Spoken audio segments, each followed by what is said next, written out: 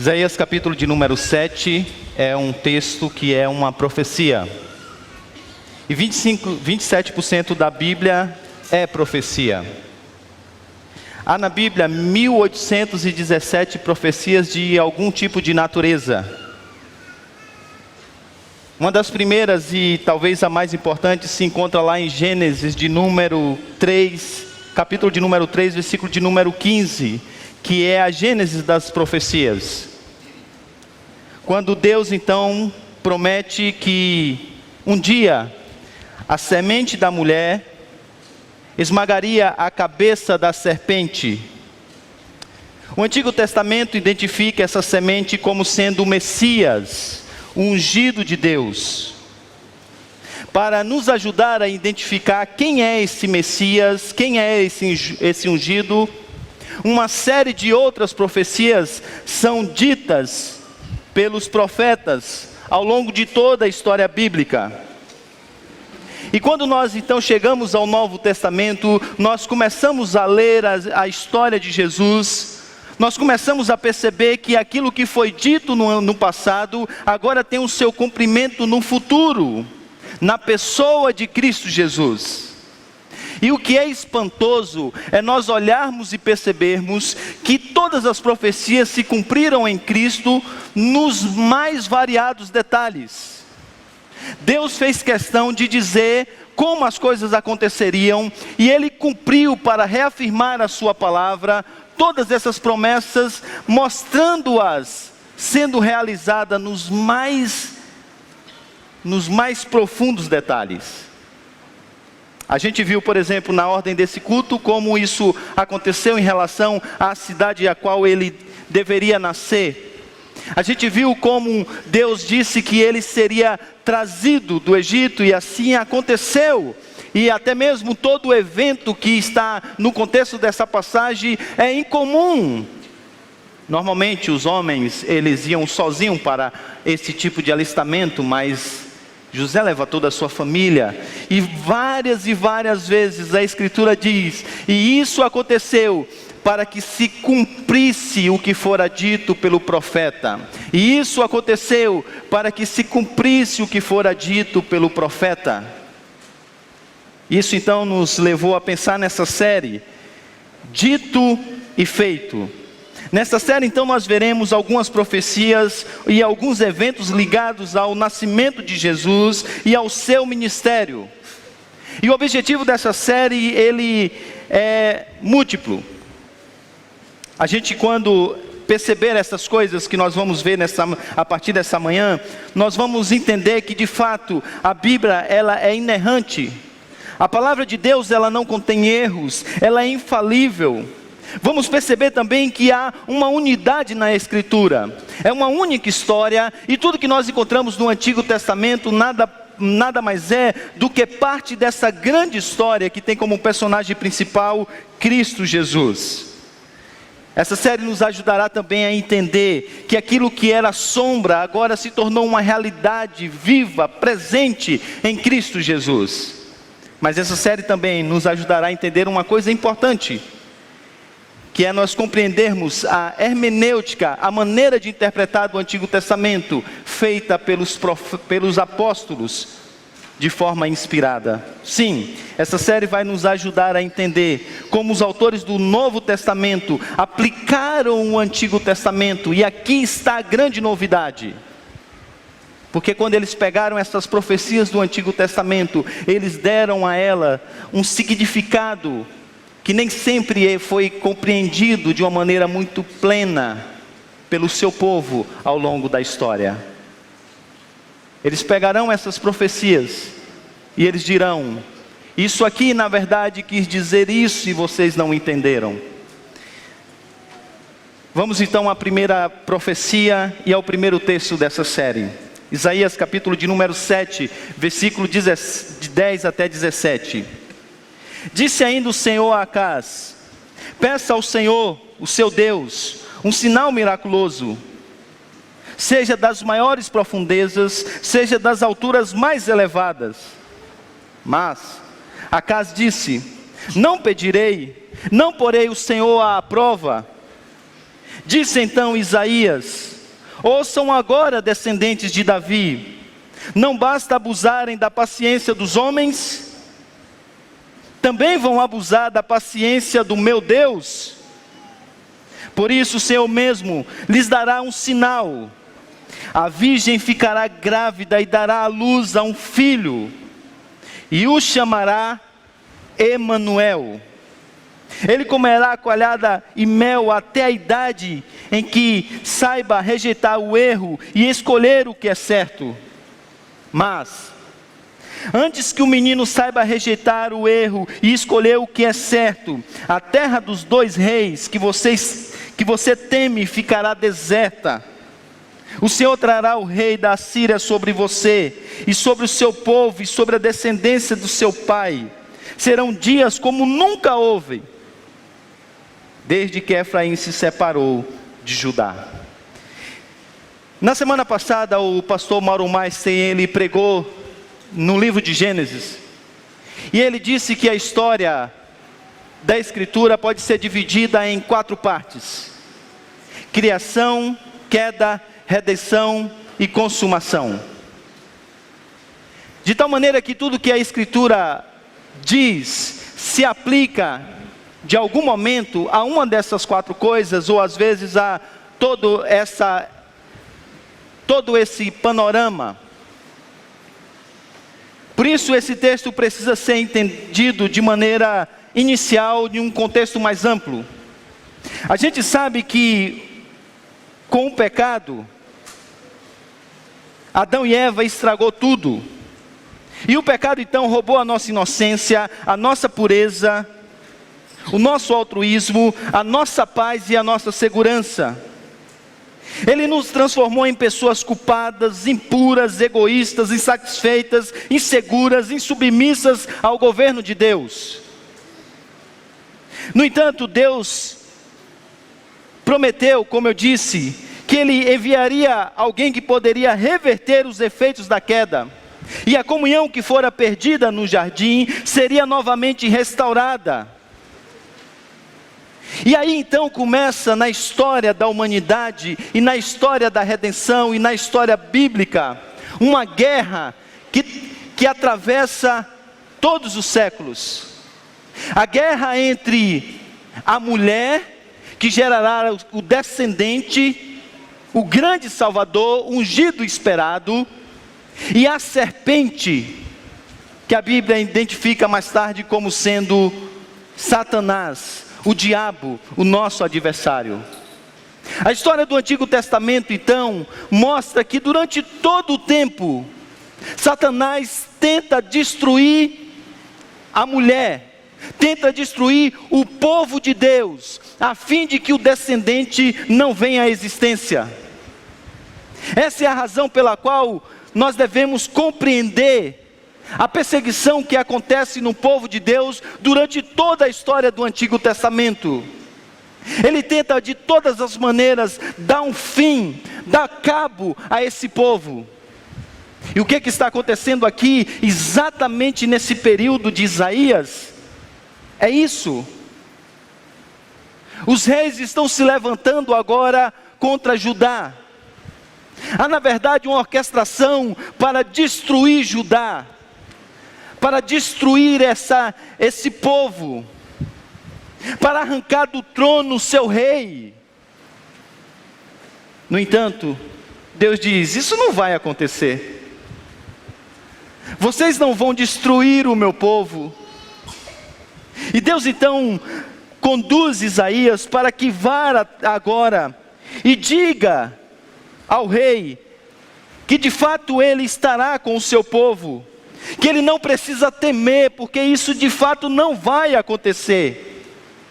E é esse pano de fundo então que nos ajuda a entender a resposta de Deus dada por Isaías ao seu povo. É a seriedade da ameaça que nos ajuda a entender de forma extraordinária essa reação de Deus.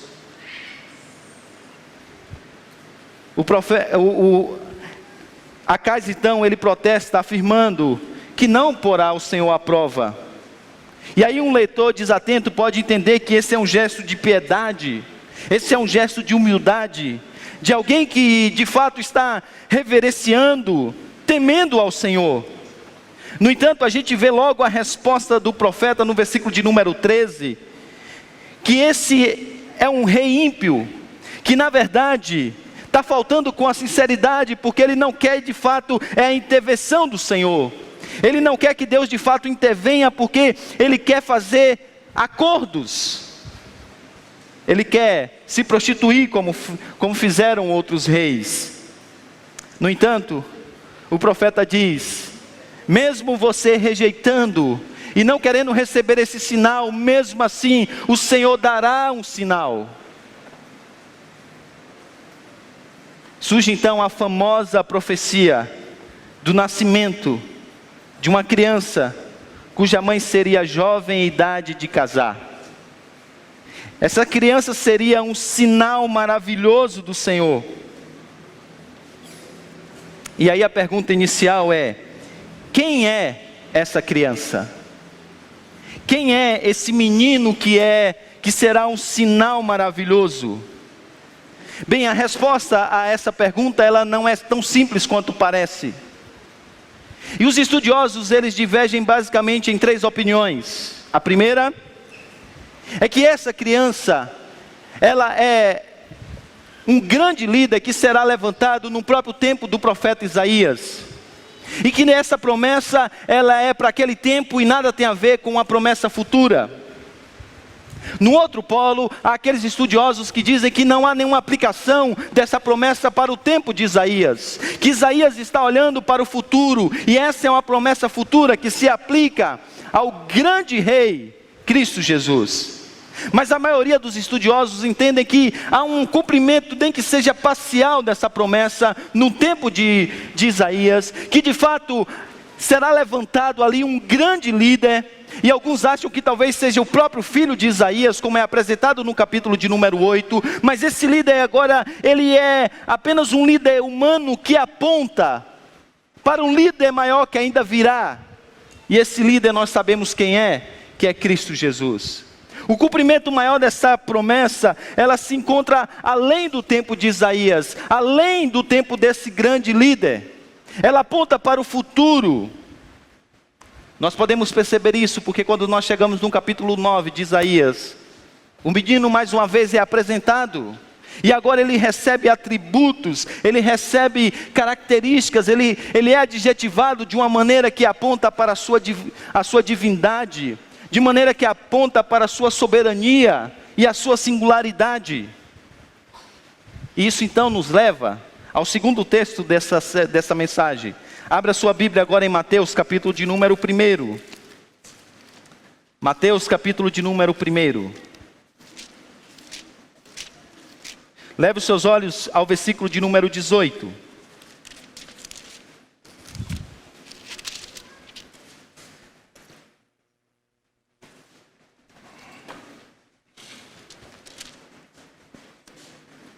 O evangelista escreve: foi assim o nascimento de Jesus Cristo.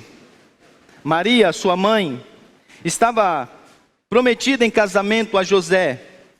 Mas antes que se unisse, achou-se grávida pelo Espírito Santo. Por ser José, seu marido, um homem justo, e não querendo expô-la à desonra pública, pretendia anular o casamento secretamente.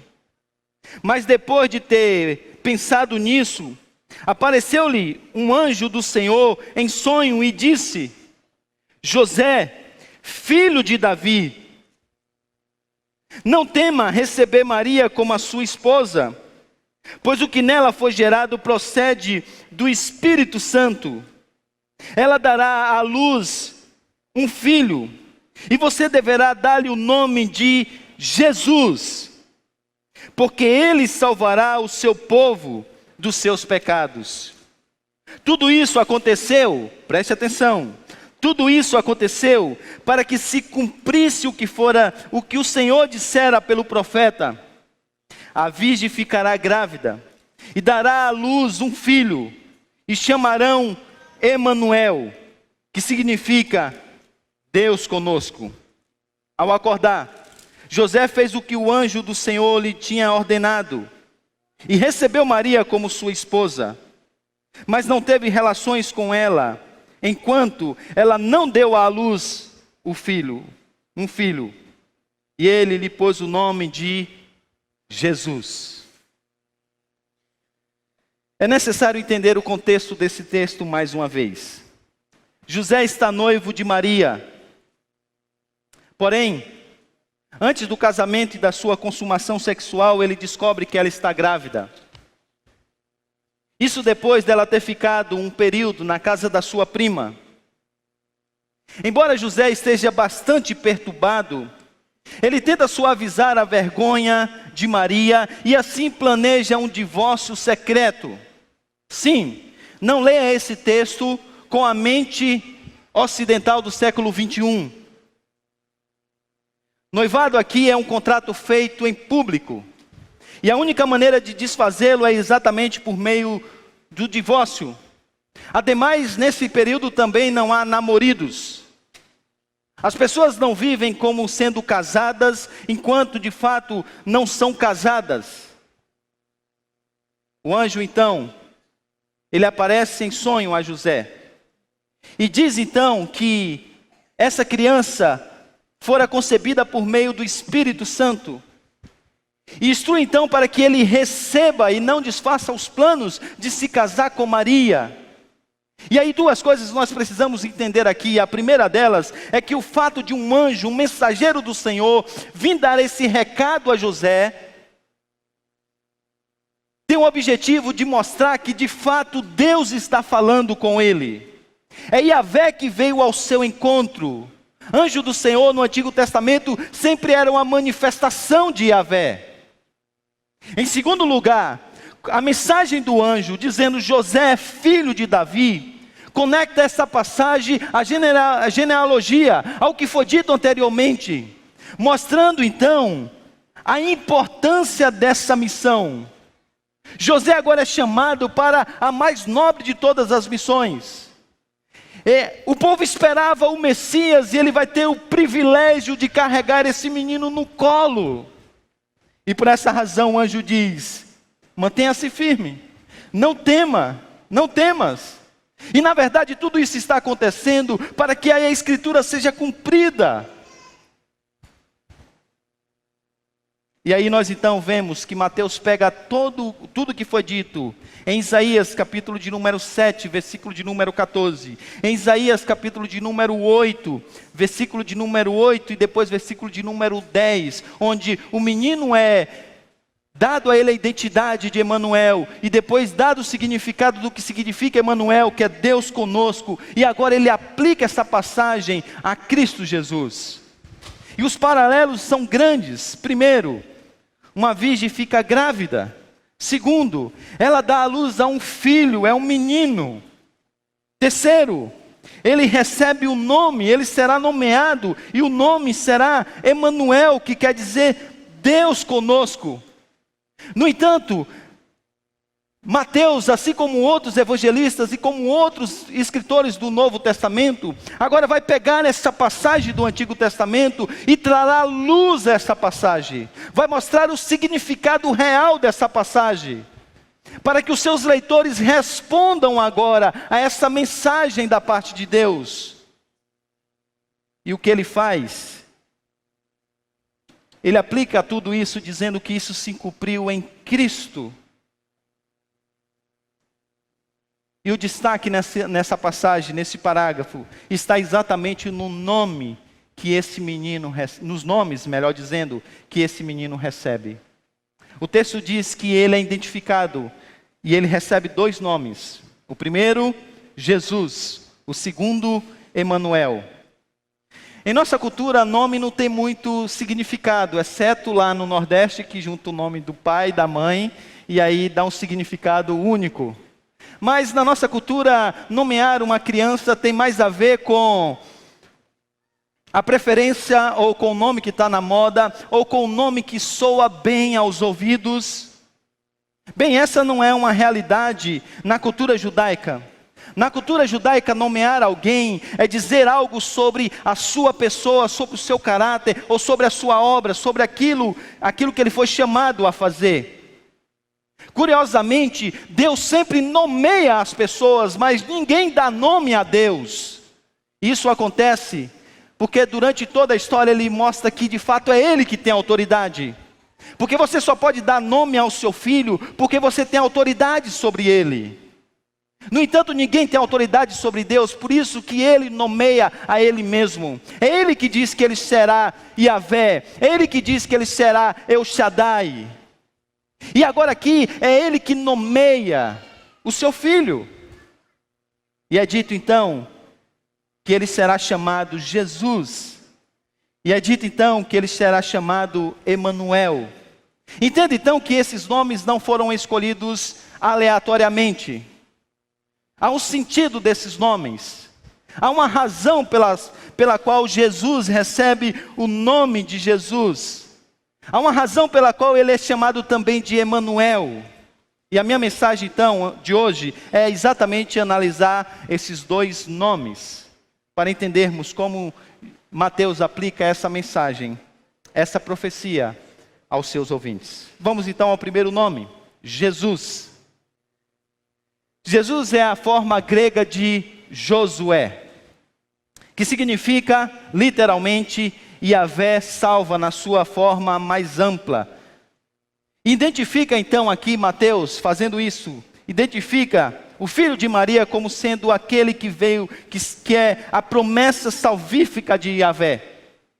Ao dizer que esse menino se chama Jesus, Mateus está lembrando aos seus leitores que aqui está o cumprimento de Gênesis, capítulo de número 3, versículo de número 15. E a pergunta é, se Jesus era Messias, era o Messias esperado, por que as pessoas não o receberam como Salvador? Se as pessoas estão lendo o Antigo Testamento, e desde quando elas se depararam com Gênesis capítulo de número 3, versículo de número 15, elas viram essa promessa. E se elas leram todo o Antigo Testamento e vários profetas falando da vinda desse menino, nós vimos na liturgia duas referências a isso. E se eles liam tantos profetas, por que então quando esse menino veio, o nome lhe foi dado, as pessoas não receberam como sendo o seu Salvador? Por que isso aconteceu? Ele estava ali, as pessoas deveriam se alegrar, mas não. Elas não se alegram. Eles deveriam receber, mas eles rejeitam a Cristo. Por quê? Qual é a razão disso? Bem, se você ler o Antigo Testamento, você vai perceber que há vários Josués. Alguns não são tão relevantes na história bíblica, mas dois pelo menos são. Aquele que sucedeu Moisés, e um outro Josué que aparece no livro de Neemias, Esdras e Neemias. Esses dois Josués, eles foram levantados por Deus para trazer uma grande libertação, para conduzir o seu povo para uma terra.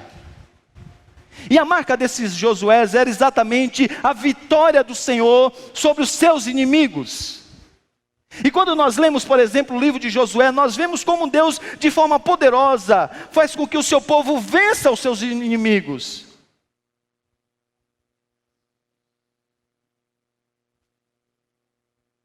A questão é que quando nós olhamos então para o contexto no qual Mateus está inserido, quando nós olhamos para o tempo de Jesus, nós percebemos que o povo de Deus, Israel, está sobre uma terrível exploração. As pessoas estão sendo oprimidas, as pessoas são subjugadas, e agora elas estão precisando de um libertador, agora elas estão precisando de um Josué. No entanto, quando nós nos encontramos em situação como essa, algumas coisas mudam na nossa mente. Quando um povo, uma sociedade passa por opressão, o conceito de pecado é moldado pelaquilo que as pessoas estão sofrendo dos seus opressores. E a palavra salvação é restringida apenas à libertação dessa opressão. Pecado é aquilo que eles estão fazendo contra nós.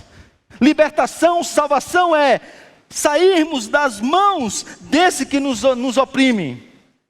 Uma sociedade oprimida, ela percebe que suas próprias faltas são insignificantes diante da opressão na qual ela está sofrendo. E é por isso que eles têm uma série de dificuldades de entender o papel de Jesus Cristo. Isso pode ser visto, por exemplo, lá em Lucas capítulo de número 13. Abra sua Bíblia, por favor, em Lucas capítulo de número 13. Para que a gente comece a lançar luz nisso que eu estou dizendo a vocês. Lucas capítulo 13, versículo de número 1 até o versículo de número 5.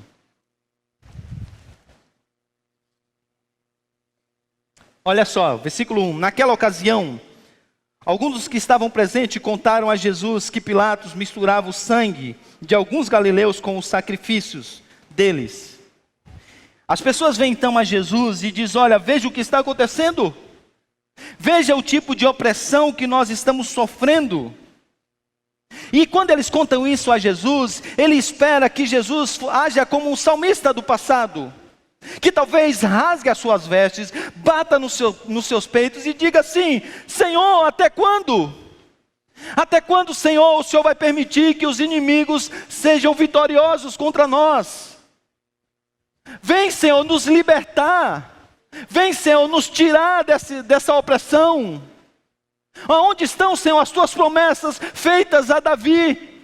O Senhor disse que o Senhor nos daria um reino. O Senhor disse que o Senhor colocaria um rei que governaria com justiça. Mas veja o que está acontecendo conosco. Até quando, Senhor? Até quando, Senhor? Talvez era esperado um salmo de lamento e de profundo lamento aqui. No entanto, a resposta de Jesus é curiosa, mas tem tudo a ver com o que Mateus disse no texto que nós acabamos de ler. Olha só o que Jesus diz. Jesus respondeu: vocês pensam que esses galileus eram mais pecadores que todos os outros, por terem sofrido dessa maneira? E aí ele continua: eu lhes digo que não, mas se não se arrependerem, todos vocês também perecerão. Ou vocês pensam que aqueles 18 que morreram quando caiu sobre eles a torre de Siloé eram mais culpados do que todos os outros habitantes de Jerusalém? Ele pergunta. E aí olha o versículo de número 5. Eu lhes digo que não. E ele diz novamente: mas se não se arrependerem, todos vocês também perecerão. O que Jesus está dizendo aqui é exatamente o que Mateus já dissera lá no passado. Vocês perceberam que quando o anjo disse a José o seu nome, ele não se conteve apenas em dizer o nome de Jesus, mas também falou da sua missão? Se você ler Lucas, você vai perceber que ele diz a Jesus, a Maria, simplesmente que ele deveria ser chamado Jesus. Mas quando ele aparece a José, ele diz: e ele será chamado Jesus. Por quê? Volte lá ao texto de Mateus. Mateus capítulo de número 1.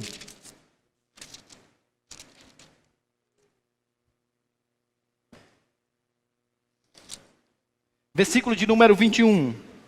Ela dará à luz a um filho, e você deverá dar-lhe o nome de Jesus. E aí ele traz um parênteses: porque ele salvará o seu povo dos seus pecados. E essa é a grande ênfase de Mateus, quando aplica Isaías à sua época. Ele diz: essa virgem dará à luz a um filho.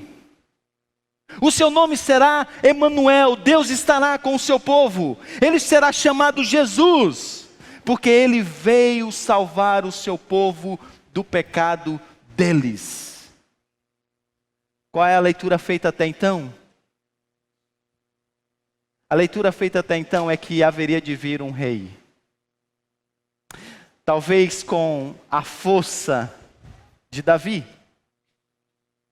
Talvez que estabelecesse um reino com a glória de Salomão. Mateus diz de fato De fato, Deus cumpriu a sua promessa. E de fato, esse rei nasceu. Mas você precisa compreender a missão principal desse rei. Ele não veio para nos redimir do Império Romano, em um primeiro momento. Ele veio para salvar o seu povo do pecado deles. Bem, parece que isso aqui não tem nada a ver conosco, mas isso tem tudo a ver conosco. De fato, o verbo salvar, que aparece em Mateus, ele dá a entender de uma libertação do perigo físico. De fato, ele fala de uma salvação do perigo da doença. De fato, ele fala da libertação do perigo da morte. No entanto, o verbo aqui é apresentado por Mateus no seu sentido mais central, isto é, a missão de Jesus é nos salvar dos nossos pecados.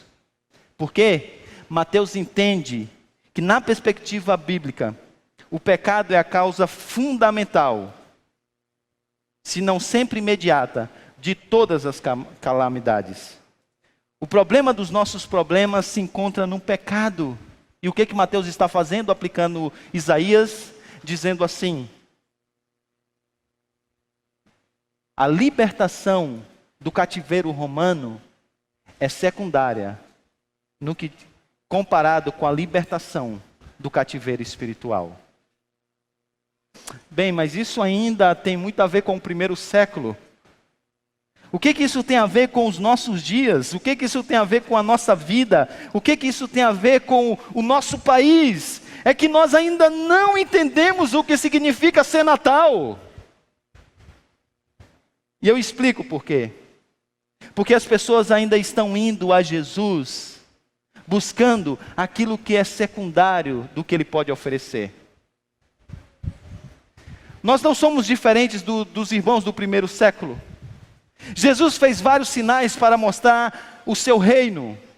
Um desses sinais foi multiplicar pães e peixes. E depois desse grande sinal, as pessoas foram ao seu encontro. As pessoas entenderam e disseram: de fato Ele é o rei, Ele é o Messias prometido. E ao invés de irem a Jesus e dizer: uau, que bom que você está conosco, Deus se fez um de nós, nós agora temos salvação, Ele é maior do que Moisés, vamos ouvi-lo. Ele é maior do que todos os profetas, vamos amá-lo. Ele é maior do que todos do passado, vamos adorá-lo. Não, eles foram ao encontro de Jesus buscando apenas satisfação imediata. E essa é a razão pela qual Jesus disse: na verdade vocês estão me procurando, não porque vocês viram sinais miraculosos, mas porque vocês comeram os pães e ficaram satisfeitos. Vocês não entenderam porque eu vim ao mundo. E as pessoas continuam vindo a Jesus, buscando salvação de coisas que são secundárias. É incrível como a gente é lerdo, é tardo para entender o plano salvífico de Cristo. As pessoas vêm à igreja porque elas querem a salvação do seu casamento.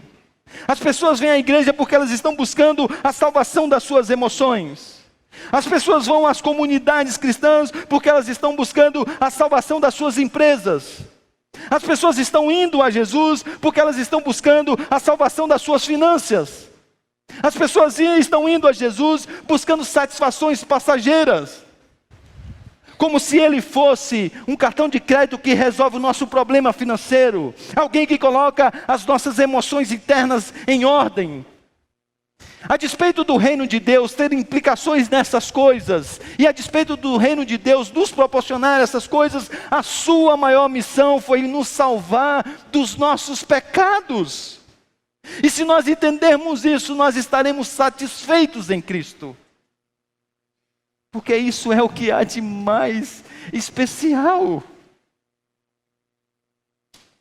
A ira de Deus iria cair sobre a sua cabeça. Você estava perdido. Você estava entregue aos seus ídolos. E Ele veio para nos salvar dos nossos pecados. Ele veio para nos salvar dele mesmo e de nós mesmos. Mas não, a gente ainda não entendeu o que ele veio fazer. E a gente ainda está buscando, como o povo fez no passado, entender do mal o profeta Isaías. Entender do mal as profecias do Antigo Testamento.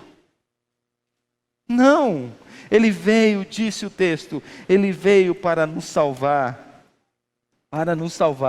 dos nossos pecados. Por isso ele vai nascer. E o anjo disse a José: coloca o nome dele de Jesus.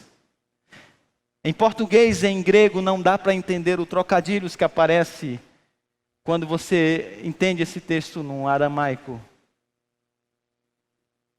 Aqui é um trocadilhos porque Jesus tem a ver com, como eu disse a vocês, Yahvé salva. Yahvé salva. É quase que uma redundância proposital. Porque Jesus veio salvar. O seu nome já diz isso. E Mateus faz questão de dizer, ele veio nos salvar dos nossos pecados. Sabe, num dia de ações de graças, nós deveríamos dar testemunho dessas coisas. A gente deveria ir muito menos à frente de igrejas e dizer assim: olha, Jesus esse ano transformou a minha vida e ele me deu uma casa nova, um carro novo. Não. A gente deveria ir à frente e dizer: eu sou grato a Deus porque Cristo me salvou. Cristo me salvou. Cristo me salvou. As pessoas não entenderam isso. É por isso que o reverendo Augusto Nicodemos conta uma história de uma mulher que foi dar um testemunho em uma dessas igrejas da teologia da prosperidade. E ela disse: pastor, eu vim dizer que Cristo me salvou.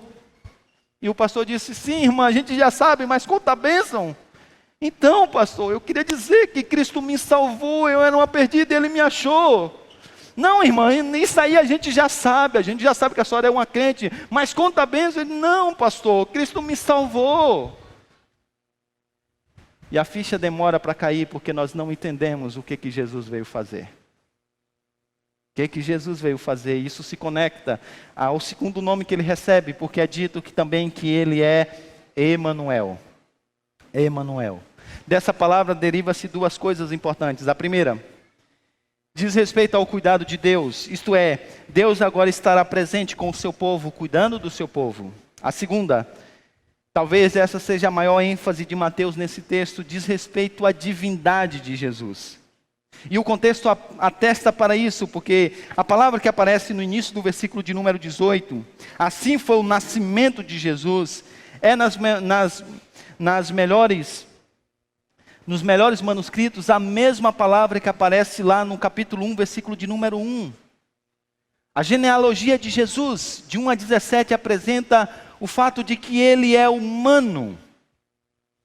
Ele é biologicamente descendente de Maria, legalmente de José. Ele é da linhagem de Davi. O versículo 1 a 17 atesta isso. Agora, a partir do versículo de número 18, vai dizer dessa Gênesis, vai dizer desse começo de Cristo Jesus, no que diz respeito a ser alguém que veio do céu. Ele é por obra do Espírito Santo. E agora, Mateus vai mostrar a sua divindade, o quanto ele é Deus. E aí, então, com isso, Mateus responde uma pergunta que ele antecipa a resposta de uma pergunta para os seus leitores. Porque pense, e ele vai dizer que ele vai usar a palavra Kyrios para Jesus várias vezes. Senhor era o termo principal usado para Yahvé, e ele vai pregar esse termo e vai aplicar a Cristo. E a pergunta é: Jesus Cristo quer dizer que esse filho de Maria é o que veio da parte de Deus para salvar a humanidade? Ou Jesus Cristo é o próprio Deus quem salva?